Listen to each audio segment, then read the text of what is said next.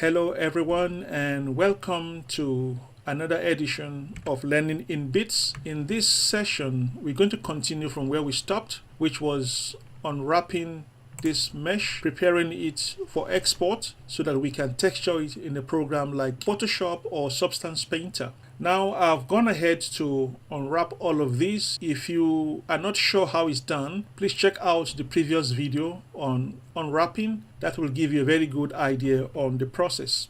Now I'm going to select each of these mesh, all of the parts, and you will notice that as I select them, they are highlighted here in my UV editor. So the reason why I'm doing that is because I want to export them to Photoshop where I can then apply textures. Everything has been highlighted and I can see the representations here. So if I go to shell, I can tell that this is the top of the lamp, that's the cover, and that actually should be the inside. So I'm going to try and put them close to each other, somewhere like that.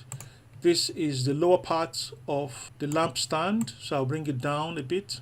What you have to do is make sure you remember which UVs represent a part of your mesh. Is very important. So I'm going to select that portion and bring it here.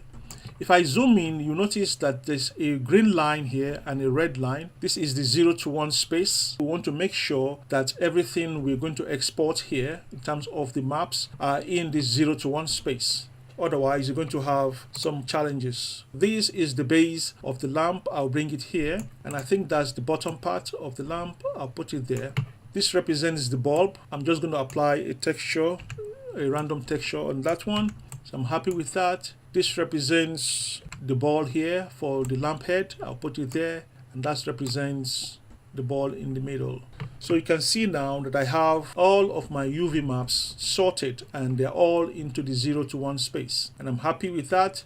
So just to be sure, that's the lamp head, and that's the inside of the lamp head, and that's the bulb.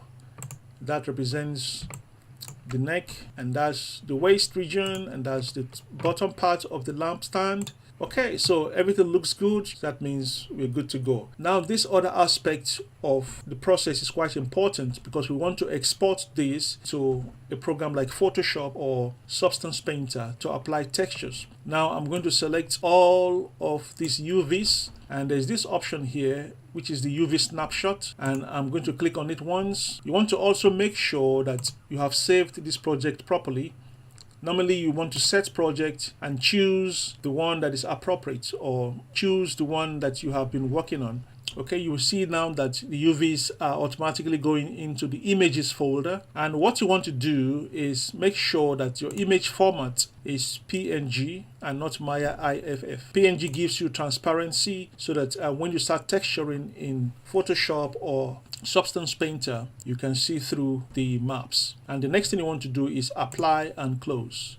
All right, so this is a short one, and in the next video I will show you how we can start applying textures in Photoshop. If you have any questions, please put it in the comment section. I'll be more than happy to address this later. See you in the next video. Please don't forget to subscribe so you can get automatic alerts on our new topics.